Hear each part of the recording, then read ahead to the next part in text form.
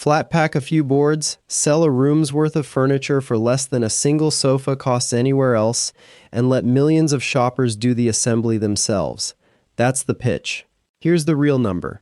In a single 3-month stretch in 2024, 3 major American furniture retailers filed for bankruptcy, closing more than 1,500 stores and vacating over 35 million square feet of retail space. More floor space than the Toys R Us and Bed Bath & Beyond bankruptcies combined. Here is what this actually costs. Land comes first. An IKEA-scale store needs 20 to 25 acres for the building and a parking lot built for well over 1,000 cars. Based on real IKEA land purchases in mid-size U.S. metros, that's roughly $13 million before construction starts. The building itself runs close to 300,000 square feet. Public permit filings for an actual 2016 IKEA store put construction cost at $22.7 million for that footprint. Call it $77 a square foot for a massive single-story warehouse format structure. Site work, grading, drainage, paving a lot that size, utility hookups, adds roughly $4 million. Permitting, traffic studies, and environmental review add another $2.5 million, and that's assuming no community opposition slows the project down. Now add what makes an IKEA store different from an ordinary big box: a full-scale restaurant and Swedish food market with commercial kitchen equipment, $2.5 million. Self-serve warehouse racking, checkout infrastructure, security systems, and the supervised play area required at every location, $3.5 million. Opening inventory is the real shock. A single store stocks roughly 9,500 different products, and filling that floor and warehouse runs about $10 million, spent before a single flat pack box has been sold. Pre-opening staffing and training for a crew of 300 to 500 employees, $2 million. Signage and launch marketing, $1 million. Total entry cost, roughly $62 million. That's before a single royalty payment, before payroll starts, and before one meatball has been served. And it's before accounting for the fact that, unlike most retail startups, the first check written every single year afterward goes not to a landlord or a bank, but to the brand owner itself. Once the doors open, the cost list is long, and one line on it doesn't exist anywhere else in retail. Cost of goods, the raw materials, manufacturing, and sourcing behind flat pack furniture runs an estimated 51% of revenue. On a store doing $109 million a year, that's $55.6 million. Labor is next. Sales floor staff, warehouse pickers, restaurant crew, checkout. Roughly 21% of revenue, or $22.9 million. Occupancy and depreciation exist because a 300,000 square foot building and everything inside it eventually wears out and has to be accounted for on a schedule. About 8%, or $8.7 million. Logistics and distribution exist because flat pack furniture is heavy, bulky, and shipped from manufacturing hubs across dozens of countries before it ever reaches a shelf. Roughly 7%, or $7.6 million. Then there's a cost unique to this business: the franchise fee. Every IKEA store, regardless of who operates it, pays Inter IKEA Systems BV, a flat 3% of net sales for the right to use the IKEA name and product range. Unlike most of the costs above, this one doesn't shrink in a slow year, doesn't get negotiated store by store, and gets paid whether the store turned a profit or not. On this store, that's $3.27 million a year. Marketing and catalog production add another 3%, or $3.27 million. Returns and reverse logistics, processing damaged, mismeasured, or unwanted furniture, run about 1.5%, or $1.64 million. Corporate overhead adds a final 1%, or $1.09 million. Total annual operating cost, approximately $104.1 million, or 95.5% of revenue, before anything unusual has happened. Here's where the money comes from.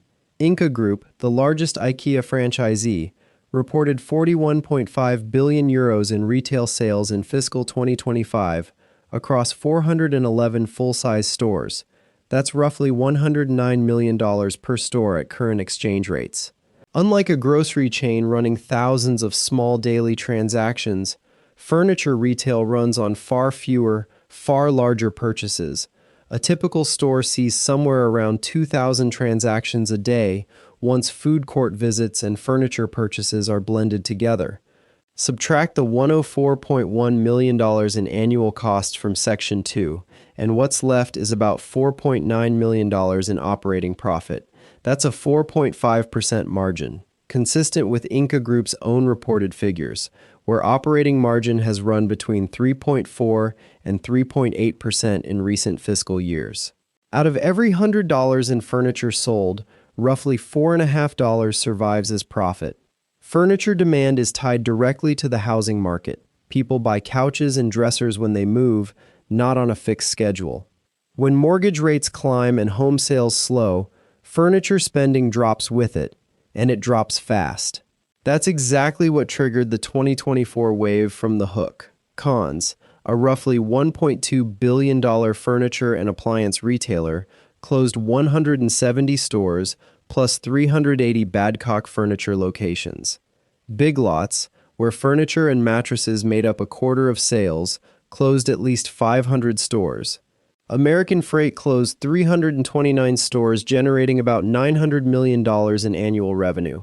All three cited the same combination: a multi-year housing slowdown, persistent inflation, tariffs on imported materials, and volatile supply chains, according to industry data reported that year. For a business already running a 4.5% margin, a housing-driven revenue dip of even 8% can wipe out nearly half of annual profit before a single other thing goes wrong. That company was Heilig Myers. Founded in 1913 by two immigrant peddlers in Goldsboro, North Carolina, it grew through the 1970s and 80s into the largest publicly traded home furnishings retailer in the United States, and by 1998 it ran more than 1,250 stores with revenue exceeding $2 billion. The growth was built on acquisitions. More than 100 McMahon's furniture stores bought in 1993, Rhodes Furniture in 1996, plus the L Fish chain in Chicago, and on in-house consumer credit, financing furniture purchases directly for customers with limited access to traditional credit.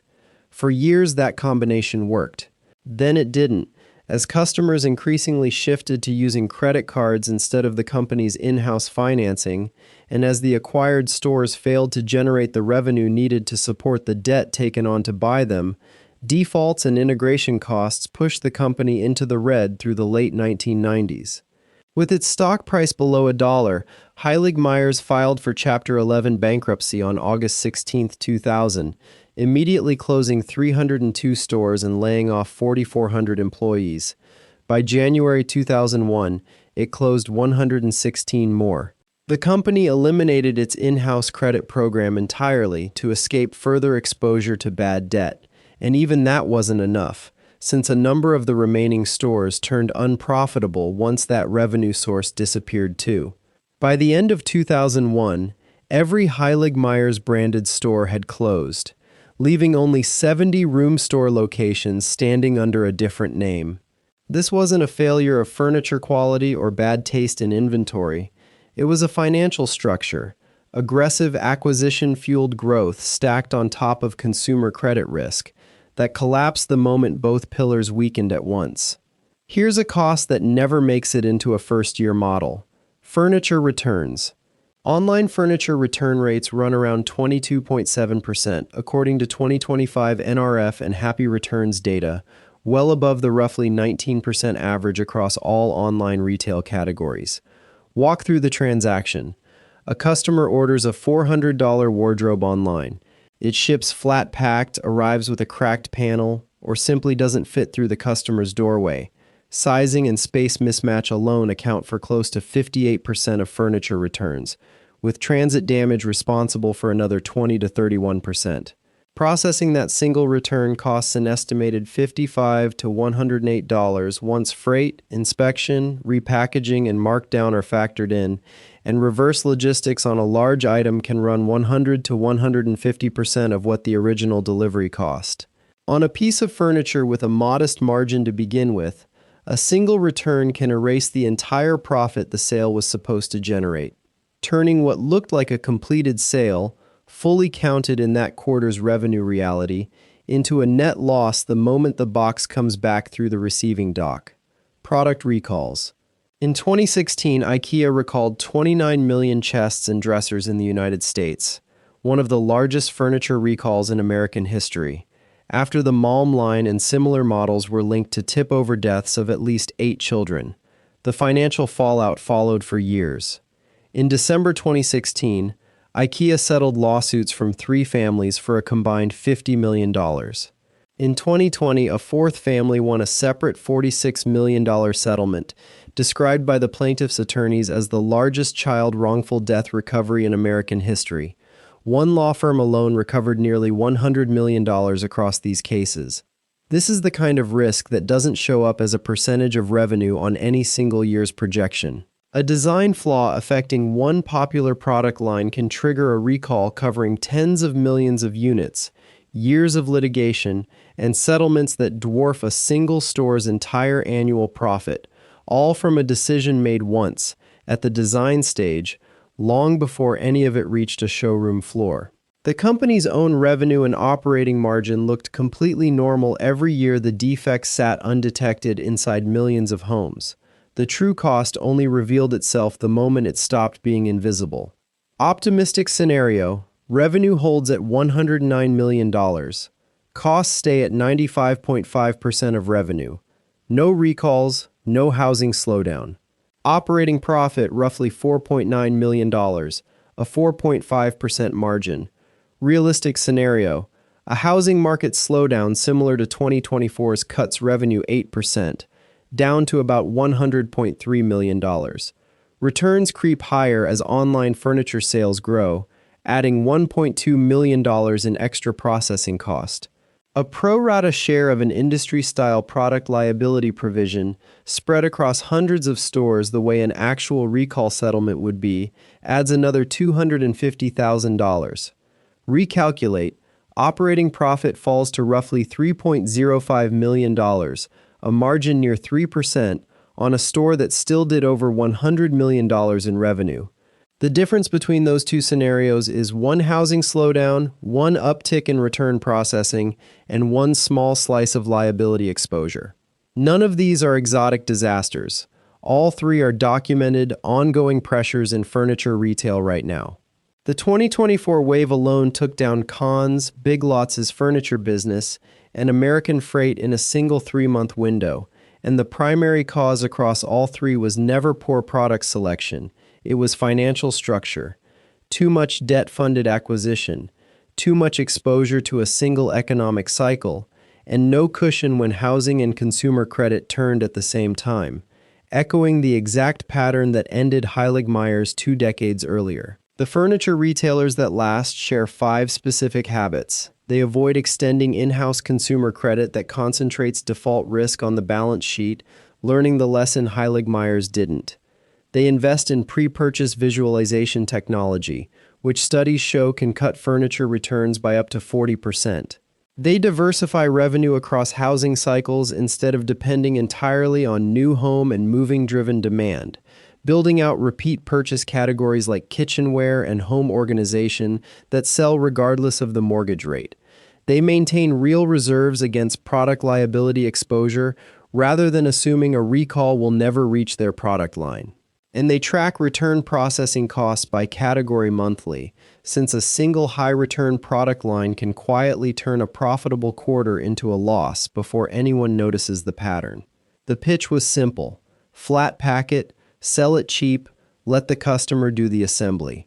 The reality is a $62 million entry cost into a business running a margin under 5%, where a housing slowdown, a shipping damaged return, or a single design flaw discovered after 29 million units have shipped can each independently erase most of a year's profit. Furniture retail was never really a product business. It's a manufacturing and liability business that happens to have a showroom. If numbers like these are what you actually come here for, the subscribe button is right there.